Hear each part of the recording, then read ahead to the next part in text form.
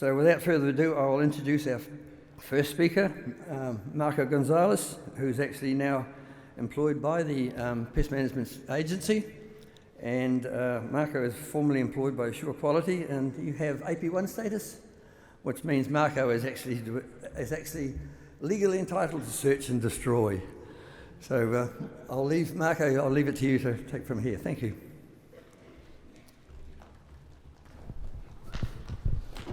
Very good, very good. Very good. Good morning, welcome everyone.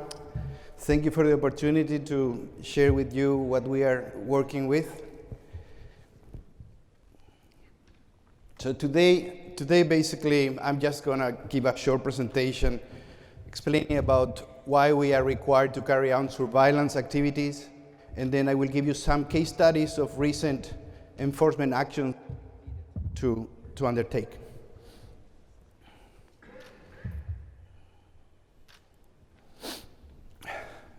Very good. So our requirement to carry out surveillance are clearly stated in the AFB Ordering Council. Under clauses 39 and 40, it clearly says that the agency is required to carry out surveillance, to monitor the level of AFB in beehives owned by data holders, to audit beekeepers' compliance with their obligation, so to confirm that they are actually fully compliant, as they say they are. And we also need to check on beekeepers where we suspect that they are failing to comply with their DECA, with their Disease Elimination Conformity Agreement. They signed this document, an agreement between the agency and the beekeeper, and in that agreement they say they must manage AFB. They are trying to eliminate AFB from their outfit. So if we go and inspect their beehive and we realize that AFB is out of control, then we need to do something about it. We also check on beekeepers that we suspect are not reporting disease, or they are making false declarations in their ADR or certificate of inspection. We carry out inspections to detect AFB. We carry out inspections to measure the success of the AFB PMP. Currently, we face this challenge. We don't have sufficient resources to meet the requirements of clauses 39 and 40. To give you an idea, okay? So our priority is to find apiary sites with unmanaged or unreported AFB. These are the apiary sites that are the greatest risk to all the other apiaries from other beekeepers in the region. We use AFB notifications that the beekeepers voluntarily notify to us, okay? We use them, okay, to identify clusters of AFB and to decide where we are gonna target inspections. Sometimes we find cluster of AFB and there is some apiary sites in the middle of that cluster that haven't reported any AFB. So that is quite unusual if beekeepers in the district are reporting AFB all the time. So we need to check what's going on there. Is that AFB transmitted within the same beekeeping operation that is being shown on the district, or there is actually AFB spreading between different beekeeping operations, but some of those beekeepers are failing to report, or they are failing to manage AFB, and they are ongoing source of AFB for the other beekeepers in the same area.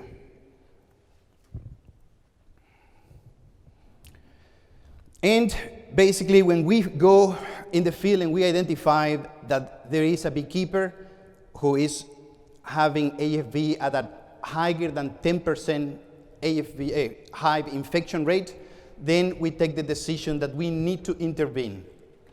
That's too high, okay?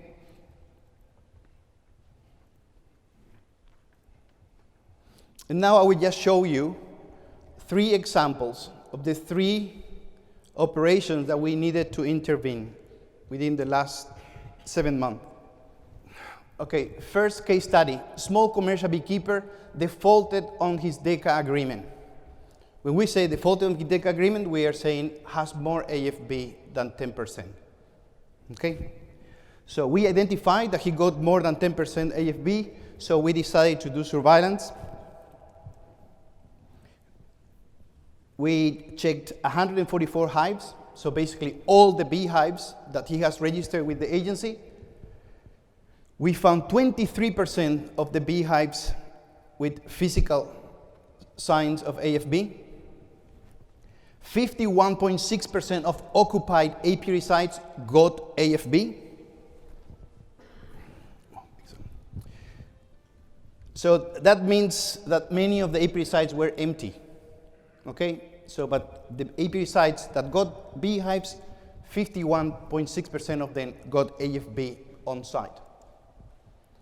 We also inspected all the beehives and used beekeeping gear on storage at the beekeeper's base.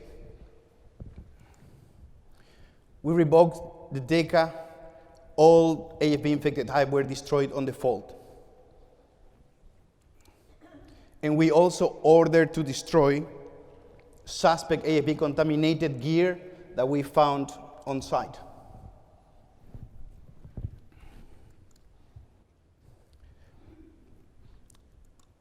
The inspections also detected the beekeeper was hiding at least one AFB-infected colony. So the inspector went back to an apiary site that he already checked to pick up the AFB-infected colonies that he found 2 days ago. And they noticed that there was some bees flying from behind some bushes, a few hundred meters, a few meters, 20 meters from the apiary site. So follow the bees, and there was this beehive that wasn't there 2 days before. He went, checked, AFB-infected colony. Unmarked AFB-infected gear on storage.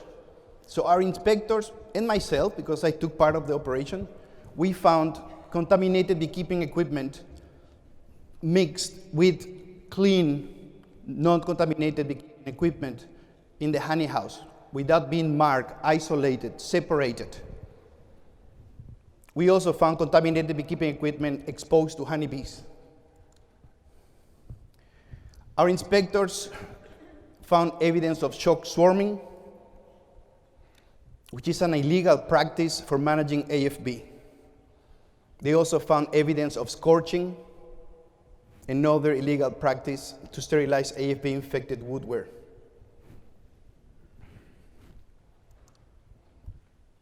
They also found that the beekeeper failed to keep bees in movable frames, and they also came across 3 unregistered apiary sites. Second operations, we needed to intervene. Commercial beekeeper, 340 beehives, defaulted on his DECA agreement. In this case, 57% of his hives were found infected with AFB. 88.5% of the apiary sites got AFB present in their hives. 14 apiary sites were robbed with AFB-infected hives in the hives. The beekeeper harvested honey from infected hives. We also found 7 unregistered apiary sites, most of them with AFB present in them.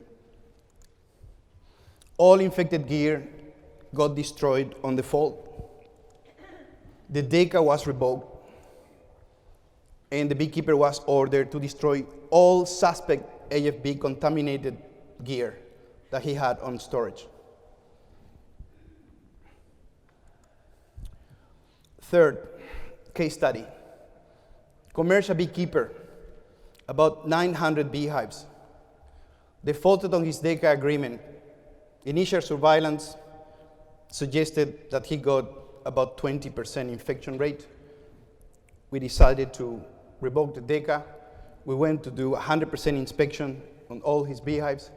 We found 32% of the beehives infected with AFB, 89% of the apiaries were infected. 14 apiary sites got AFB that was robbed out. We found 11 unregistered apiary sites, many of them with AFB. All infected gear got destroyed on default. DECA got revoked. The beekeeper was ordered to destroy all suspect AFB contaminated gear that he had on storage.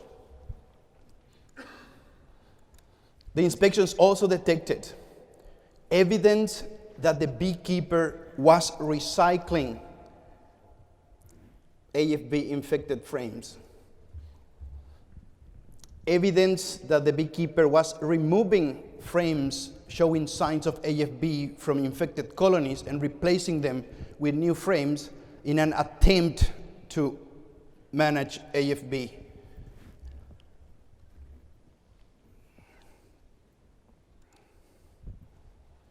The beekeeper also was found hiding AFB infected beehives in a shed. And he harvested honey from infected hives. We also found out that his staff was not trained on AFB recognition. His only staff member wasn't trained on AFB recognition. So these are 3 examples. I'm pretty sure that all of you will agree with me that we cannot afford leaving them operating under that circumstances. We just cannot afford. You wouldn't like to be sharing the area where these beekeepers are keeping their bees. They are costing your business thousands of dollars each year. And as final words, I just want to leave this message to you guys. The management agency is committed to improve their services. We work for all good beekeepers in New Zealand. We work with beekeepers and for beekeepers. We got the assistance of local beekeepers in these operations, and we actually hold the hand of the beekeeper who broke the law, and we work with them through the process.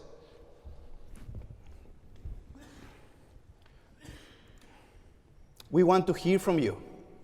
So we want to know what you know from your specific area around the country. You can give us tips. You can help us to identify who are the beekeepers who are not fulfilling their AFB requirement. And we are committed to ensure that your business is protected, that if there is someone who is not following the law, that's rectified so that you can continue doing your business in a profitable way without ongoing cost of dealing with AFB that's coming from an unknown source. Before I finish, I just wanted to ask my AP2s, who are, some of them are here among you, if you could please stand up, all the authorized persons that are here present. Very good. Excellent. So I got quite a few. They are the real heroes. So these guys are the real heroes. They have a really tough time. They are human beings. They are beekeepers like yourself. They don't like burning beehives. They don't like killing beehives. We don't like destroying beehives. Okay? But at the end of the day, we have a job to fulfill, and we need to do it. And yes, we feel sorry for the affected beekeeper, but we need to protect the good beekeepers around them. Very good. Thank you very much.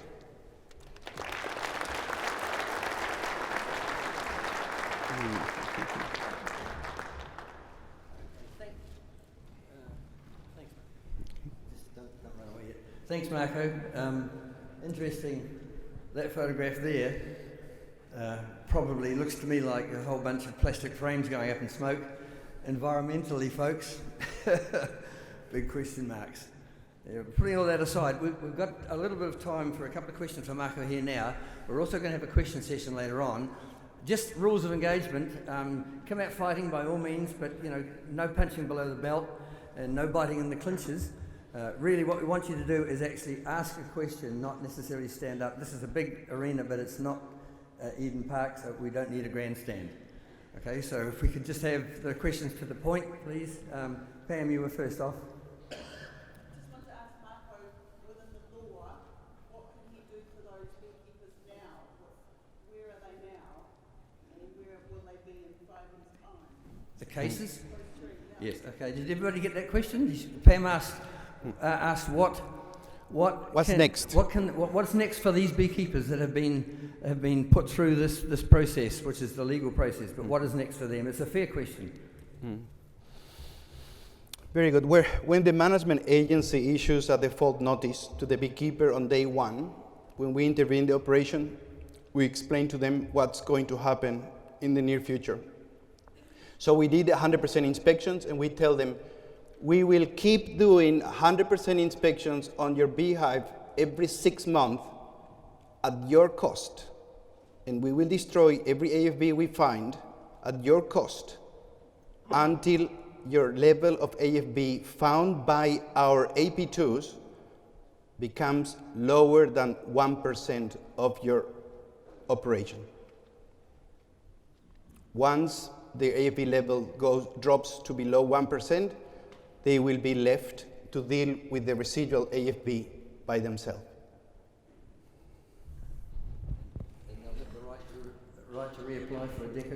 Yes, for sure, yes. And they will be able to reapply for a DECA. That's right. John, you had a question, did you? Yep, I think, just to get the mics right behind you. I'd like to know why so many experienced AP2s like myself were dropped out of the system. And I'm not the only one. I know nearly every experienced AP2 I know was dropped. I fully support what you're doing now, but I find it strange. Thank you. Okay. Clifton, do you want to answer this? Okay.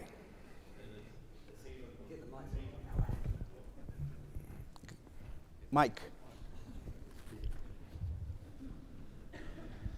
It's even before my time on this one, because I've been working for the management agency for 22 months, so I can't answer it directly, John, in terms of what happened before I started. But as people know, we do recruitment rounds from time to time. We're just in the process of one now, and if people are wanting to put their hand up to become AP2s, we're more than happy to take your application. We do have some requirements in terms of your knowledge and experience of AFB, also your character. When you're actually working in one of these operations, it's really important that you behave with integrity and consideration for the beekeeper concerned in what can be some very tough and trying circumstances, so your character has to be up for that. And the other thing is we do have a requirement that you're available to inspect 100 apiaries per year. Marco's got a very busy job. It's busy enough with a smallish number of AP2s that can inspect 100 apiaries per year, but if he's got hundreds of AP2s that are only capable of inspecting a handful of apiaries each year, that just makes things impossible for Marco. Last question there, thanks, Pam. Can I just say it's a little bit more than that, because I've actually spoken to some of the other ex-AP2s. I actually think that you need to approach them, because there's quite, take personal feelings aside, there's quite a feeling that they were abandoned for no reason, so they wouldn't be prepared to put their hands up just to be rejected. So they really do need to be an approach from the management agency to those ex-AP2s. Okay, thank you.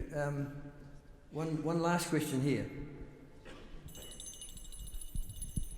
Yes, we're running on tight on time. Sorry, you're running out of time, okay. No, you sir. Just if you may answer this question, there may be two parts to this. Obviously, you were just saying, and we all agree on this, there's been an increase in number of beekeepers in hives, etc. And the evidence is shown here because of what has happened. So, obviously, because of that, there now has to be steps put in place to actually try and to minimise the transfer of AFB from one place to another. So can you probably give us some quick ideas of what we should be doing in that area? How do we do that? With the increase today, what is necessary to prevent this Well, are from you talking spreading about quickly? spreading it within your own operation? Is that what you're talking about? No, I'm not your own operation. You say somebody on the outside of you may have it, and I may not have it. Well, if everyone inspects their beehives often enough, they will identify AFB before it gets dropped. Okay, now, can I just ask this question? The further apart, is that one way of preventing this? Well, your question is if we should start limiting the distance between apiary sites Yes. as a preventative Yes. of AFB spread. Yes. Well, in reality, it's something impossible to enforce and monitor. Bees can fly quite a long distance if they are interested in something to rob. Sure. Yes. I don't want to take too much more of your time. I'm here, this man's 150 metres away from me. That's not a good scenario, is it?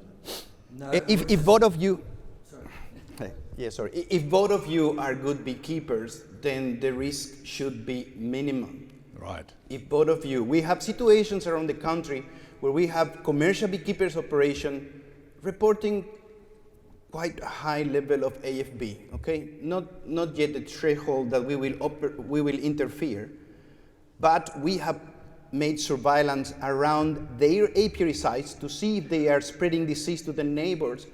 And we were pleased to see that the disease is not spreading outside their operation. So they have a problem, they are dealing with it, we let them deal with it. They don't need our help. So that's basically our attitude. If a commercial beekeeper has an AV problem and they show us they are dealing with it, we don't need to interfere. They are fully capable of dealing with it. If you want help, we can help. If you need help but you deny the fact that you need help, then we will need to step in and help you out. Right, thank you. We'll have to leave that session there.